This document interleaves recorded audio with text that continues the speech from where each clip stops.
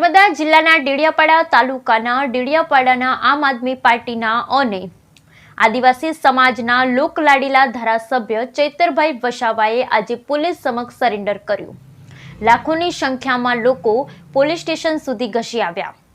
જ્યારે સરેન્ડર કરતા પહેલા ધારાસભ્ય ચૈતર વસાવાએ પોતાની સમાજના લોકોને સંબોધન કર્યું। તો આવો જોઈએ ડેડિયાપાડાથી અમારો આ ખાસ અહેવાલ।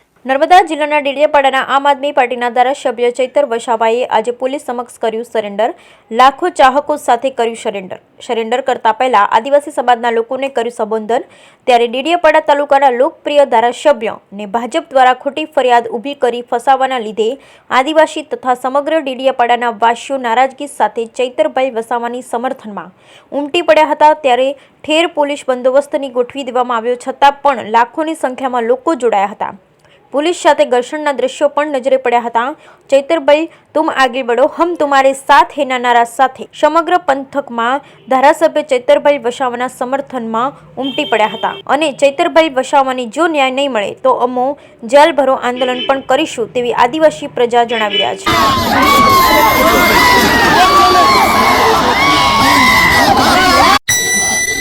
મને આટલી નાની ઉંમરમાં ડેડિયાપાડામાં 4 રાજકીય પાર્ટીના ઉમેદવારો હોવા છતાં મને 56% મત આપીને અને 1 લાખથી ઐતિહાસિક લીડ આપીને જ્યારે મને વિજય બનાવ્યો છે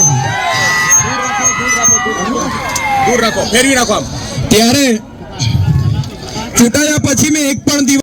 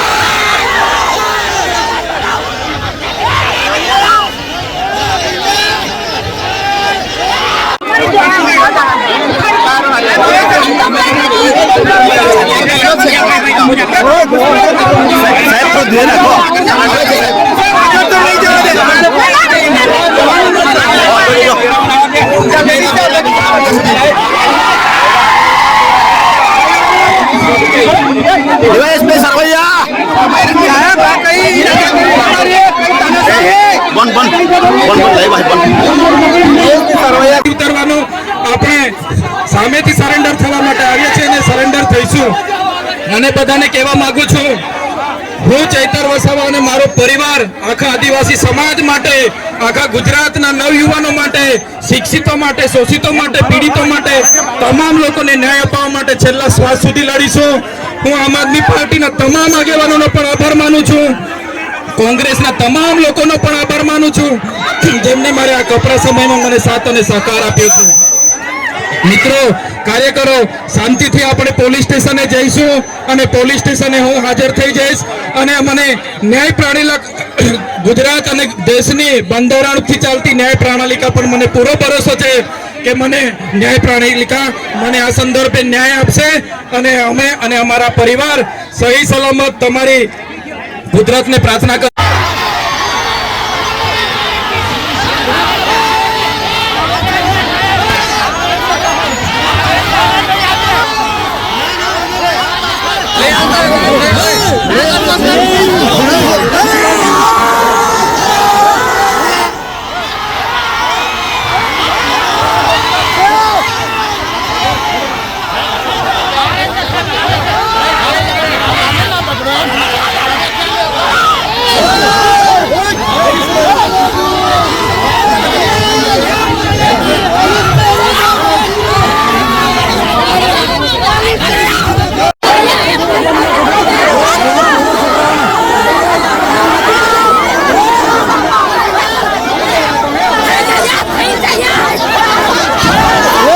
જય આદિવાસી જય જોહાર. આજે અમે જે અમારા પર ખોટી ફરિયાદ થઈ છે એ બાબતને લઈને આજે અમે પોલીસ સમક્ષ હાજર થવા માટે જઈ રહેલા છે. ત્યારે સૌપ્રથમ 1 મહિના સુધી જે સુખ દુઃખના પ્રસંગોમાં આપ સૌને ત્યાં હું હાજર નથી રહી શક્યો અને આપની સેવાકીય પ્રવૃત્તિ નથી કરી શક્યો એ બદલ આપ સૌની માફી ચાહું છું. 2022ની જે વિધાનસભાની ચૂંટણી હતી એમાં અહીં 4 રાજકીય પક્ષના ઉમેદવારો હતા. તેમ છતાં આટલી નાની વયમાં મધ્યમ પરિવારમાંથી આવનાર યુવાનને જ્યારે 56% જેટલા મત મળ્યા, 1 લાખથી પણ વધારે મત આપીને અહીંની પ્રજાએ મારા પર વિશ્વાસ મૂક્યો, ભરોસો મૂક્યો, ત્યારે ચૂંટાયા પછી જે બીજા ધારાસભ્ય છે જે ઘરે આરામ કરતા હતા એવી રીતે નથી, પણ હું લોકોની વચ્ચે રહ્યો છું. લોકોની જ્યાં પણ તકલીફ હતી ત્યાં ન્યાય આપવાનો મેં પ્રયત્ન કર્યો છે. દવાખાનામાં પૂરતા ડોક્ટરો, સાધનોની બાબત હોય, શિક્ષણમાં પૂરતા માસ્તરોની ભરતીની બાબત હોય, પૂરતી બસ સુવિધા, વીજળીની વાત હોય, રોડ રસ્તાની વાત હોય, સિંચાઈના પાણીની વાત હોય, પીવાના પાણી નળ સે જલની વાત હોય, આ વિસ્તારોમાં થતા ભ્રષ્ટાચારોની વાત હોય, પ્રાઇઝના વહીવટદારમાં ચાલતા કૌભાંડોને ઉજાગર કરવાની વાત હોય, એસટી વિદ્યાર્થીઓને ઉચ્ચ અભ્યાસ માટે ફ્રી સિપ કાર્ડ આપવાની બાબત હોય, શિષ્યવૃત્તિ જે 2022ની નથી મળી એ 2,67,000 વિદ્યાર્થીઓને સ્કોલરશીપ અપાવવાની બાબત હોય. એની સાથે સાથે જે આ વિસ્તારોની જે આદિવાસીની અસ્મિતા જે જગાડવાની વાત છે, આદિવાસીઓને જાગૃત કરવાની વાત છે, એ બાબતે પણ અમે આ બોલ્યા છે. સાથે મણિપુરી હિંસાની બાબત, યુસીસી મુદ્દે હોય, નકલી કચેરી કૌભાંડો બાબતે હોય, જે માનવ સર્જિત પુલ નર્મદા નદીમાં જયારે પાણી છોડવામાં આવ્યું ત્યારે પણ અમે લોકોની વચ્ચે રહીને લોકોની સાથે ઉભા હતા. ત્યારે આટલી નાની ઉંમરનો આટલો નાનો ધારાસભ્ય અમારી સામે આંખ મિલાવીને વાત કરે છે અને સડકથી લઈને સદન સુધી લડે છે, એમ કરીને આ ભાજપ સરકારના પેટમાં તેલ રેડાયું. અને એ લોકોએ જ્યારે હું ચૂંટાયો ત્યારે આ ખોટી રીતે ચૂંટાયા ધારાસભ્ય છે એમ કરીને નામદાર હાઈકોર્ટમાં પણ મારું ધારાસભ્ય પદ રદ કરવા માટે એમણે ભાજપના લોકોએ પિટિશન દાખલ કરી. એ કેસ હમણાં સુધી ચાલ્યો અને મને નિર્દોષ કરીને મારી જીત થઈ. ત્યારે આ લોકો કઈ રીતના અમને ફસાવીએ એ ષડયંત્રના ભાગરૂપે આ ખોટા કેસો કરવામાં આવ્યા અને આજે મને અને મારા પરિવારને હેરાન કરવામાં આવે છે. તમે સૌ જાણો છો, ગઈ લોકસભા 2019ની લોકસભામાં પણ આવી જ રીતે લોકસભા પહેલા મને એરેસ્ટ કરી લેવામાં આવ્યો હતો અને લોકસભાની ચૂંટણી પૂરી થઈને 3જા દિવસે મને છોડી દેવામાં આવ્યો હતો. તો આવી જ રીતના આ વખતે પણ મને ગૌધી રાખવાનો આ કાવતરા સામે અમે લડવાના છે અને લડતા રહીશું. મારો પરિવાર કોઈ પણ એમને લોભ લાલચ આપવા માટે પણ આવ્યા છે, ઘણી દાબ દબાણ કરવા માટે પણ આવ્યા, પણ ક્યારેય અમે એમના લોભ લાલચ કે ક્યારેય એમના દાબ દબાણમાં અમે ડરવાના નથી. અમે અહીંની પ્રજા માટે છેલ્લે સુધી લડવા તૈયાર છે. સાથે સાથે આ દરમિયાન જે મને સાથ અને સહકાર મળ્યો છે, પ્રજાનો પ્રેમ મળ્યો છે, એમનો ખૂબ ખૂબ આભાર માનું છું. આ સામાજિક આગેવાનો, રાજકીય આગેવાનો, જે પણ પક્ષના અમને સાથ અને સહકાર આપ્યો છે, સૌનો હું આભાર માનું છું. આવનાર દિવસોમાં સૌ સાથે મળીને અહીંના લોકોની સેવાકીય પ્રવૃત્તિ કરીશું. સાથે સાથે આઉટસોર્સિંગ બાબત હોય કે જ્ઞાન સહાયક રદ કરવા બાબતે પણ ખૂબ મોટું આંદોલન આવનાર દિવસમાં કરીશું. એ અપેક્ષા સાથે લોકોને આવનાર દિવસોમાં પણ સાથ અને સહકાર આપો એવી લાગણી સાથે આજે હું પોલીસ સમક્ષ સરેન્ડર કરવા જઈ રહેલો છું. ધન્યવાદ. સમગ્ર ઘટનાક્રમ ગુજરાતમાં જે રીતે સૌથી નાની ઉંમરના ધારાસભ્ય તરીકે ચૈતરભાઈ વસાવા ગઈ ચૂંટણીમાં 1 લાખ કરતા પણ વધુ મતથી જીતી આવ્યા, એ નાની ઉંમરના યુવાનની, આદિવાસી યુવાનની જીતના કારણે ભાજપ પાર્ટી જે છે એ બોખલાઈ ગઈ છે અને એમના પેટમાં તેલ રેડાયું છે કે આટલો નાની ઉંમરનો એક છોકરો કેવી રીતે ચૂંટણી જીતી ગયો ભાજપ સામે. એટલા માટે જ્યારથી ચૈતરભાઈ ચૂંટાયા છે ત્યારથી એમને હેરાન કરવા, પરેશાન કરવા, તોડી પાડવા, એમને બદનામ કરવા માટેના તમામ ષડયંત્રો ભાજપ દ્વારા કરવામાં આવી રહ્યા હતા. છેલ્લા કેટલાક દિવસ પહેલા આવા જ ષડયંત્રના ભાગરૂપે ચૈતરભાઈ વસાવાને હેરાન કરવા, એમના પરિવારને ત્રાસ આપવા માટે એક ખોટી બેબુનિયાદ વાહિયાત ઉપજાવી કાઢેલી FIR ચૈતરભાઈ અને એમના પરિવાર વિરુદ્ધમાં દાખલ કરવામાં આવી અને એ FIR-માં ચૈતરભાઈના ધર્મપત્નીને પણ ખોટી રીતે ધરપકડ કરી જેલમાં પૂરી રાખવામાં આવ્યા છે. ચૈતરભાઈનો ગુનો એટલો જ છે કે ભાજપના 156 ધારાસભ્યોની જેમ મોઢા ઉપર આંગળી રાખીને બેસતા નથી, પણ આંગળી ઉઠાવે છે, સવાલ ઉઠાવે છે. એ એમનો ગુનો છે. આદિવાસી સમાજના બાળકોની શિષ્યવૃત્તિનો પ્રશ્ન હોય, પ્રાયોજના અધિકારીની કચેરીમાં ચાલતા ગેરવહીવટનો પ્રશ્ન હોય, આદિવાસી સમાજના જાતિના પ્રમાણપત્રો બાબતનો પ્રશ્ન હોય, આદિવાસી વિસ્તારોની અંદર જે મોટા પાયે નકલી કચેરીઓ ચાલે છે એનો પ્રશ્ન, આવા તમામ પ્રશ્નો બાબતે ચૈતરભાઈ હંમેશા સવાલ ઉઠાવે છે, અવાજ ઉઠાવે છે, આંદોલનો કરે છે, જેના કારણે ભાજપને પેટમાં તેલ રેડાય છે.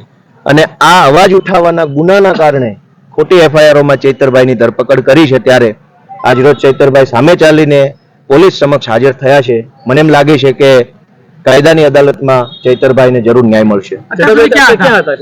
અત્યાર સુધી એમના બોગજ અહીંયા જે નજીકમાં ગામ છે ત્યાં ઘરે હતા, એવું એમણે હમણાં જ મને જણાવ્યું કે ઘરે જ હતા અત્યાર સુધી અને આગોતરા જામીનની પ્રોસેસ ચાલતી હતી, તો એ રાહ જોઈ રહ્યા હતા કે જામીન મળશે.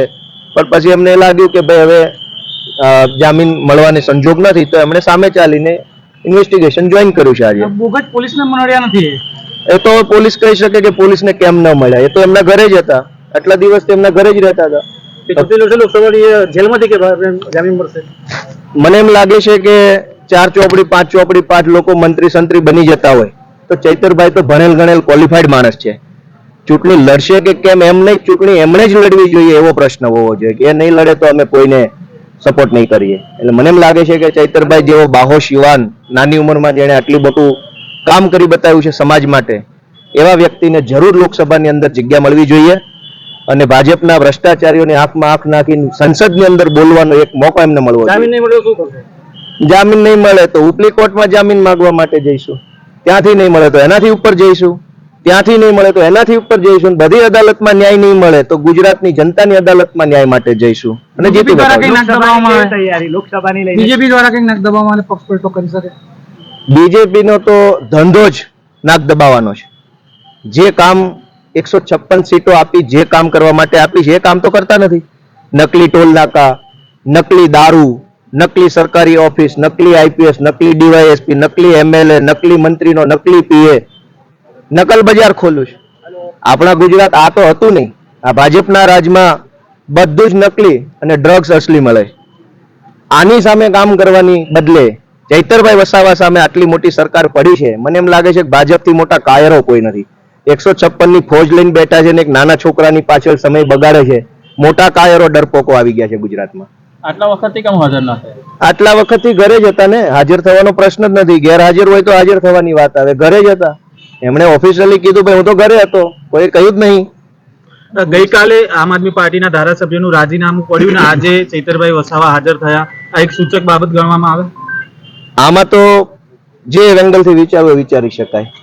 ચૈતરભાઈ ને જ્યારે એમ લાગ્યું છે કે મારે જે કઈ આગળની બાબત છે એમાં કાર્યવાહીમાં જવું જોઈએ તો એને નિર્ણય કર્યો છે. એટલે બંને બાબતો કોઇન્સિડન્સ છે. બીજા બે નેતાઓની પણ વાત છે કે જે રાજીનામા આપી શકે તેવી ચર્ચાઓ છે, તેના વિશે નહીં, એમણે રદિયો આપી દીધો છે. કાલે ને કાલે એમણે ખુલાસો કરી દીધો છે કે એ વાત અફવા છે, એટલે હવે એનો કોઈ ચર્ચા વધતી નથી. સાંસદ મનસુખ વસાવાએ તો કેટલા વખત કીધું કે એમણે હાજર થઈ જવું જોઈએ જો નિર્દોષ હોય તો. સાંસદ મનસુખભાઈ વસાવા ઉપર કોઈ બળાત્કારની ખોટી એફઆઈઆર લખાઈ દે એટલે શું સાંસદ મનસુખભાઈ બીજા દાડે 2 કલાકમાં હાજર થઈ જશે કે પોતાનો બચાવ કરશે? ભારતના સંવિધાને દરેક વ્યક્તિને પોતાનો બચાવ કરવાનો હક આપેલો છે, બાબા સાહેબ આંબેડકરે આપેલો છે. મનસુખભાઈ કોણ છે? કાયદાની ઉપર વચ્ચેની વાત કરવા વાળા. ભારતનું બંધારણ એમ કહે છે કે તમારા ઉપર ખોટી ફરિયાદ થાય તો તમે ડેડિયાપાડાની કોર્ટમાં, રાજપીપળાની કોર્ટમાં, ગુજરાતની હાઈકોર્ટમાં અને ભારતની સુપ્રીમ કોર્ટમાં આગોતરા જામીન મેળવવાનો હક મેળવો છો. તો ચૈતરભાઈ વસાવા પોતાનો જે બંધારણમાં મળેલો હક છે એ પ્રમાણે કાર્યવાહી કરી રહ્યા છે. હવે આગળની શું રણનીતિ રહેશે? આગળની રણનીતિ સંઘર્ષ, ભાજપના ગુંડા તત્વો સામે સંઘર્ષ, ભાજપના ભ્રષ્ટાચાર સામે સંઘર્ષ, ભાજપની તાનાશાહી સામે સંઘર્ષ. આ એક જ અમારી રણનીતિ હંમેશા માટેની છે. ગોપાલભાઈ, લોકસભાની ચૂંટણી લઈને ચિંતનભાઈ અત્યારે કસ્ટડીમાં છે, જમાનત નહીં મળે તો કેવી રીતે ચૂંટણી લડશે? મને એમ લાગે છે કે આ ગુજરાતમાં ભ્રષ્ટાચાર કરવા વાળાને જમાનત મળી જાય છે, બ્રિજ તૂટી જાય છે એને જામીન મળી જાય છે, દારૂ વેચે છે એને જામીન મળી જાય છે, અને ડ્રગ્સની બજાર માંડે છે એને જામીન મળી જાય છે, નકલી કચેરી ખોલે છે એને જામીન મળી જાય છે, ઝેરી દારૂ વેચે છે એને જામીન મળી જાય છે, જે લોકો નકલી ટોલ નાકા ખોલે છે એને જામીન મળી જાય છે. તો ચૈતરભાઈએ તો આમાંથી કઈ એવો ગંભીર ગુનો કર્યો નથી, શા માટે જામીન નહીં મળે?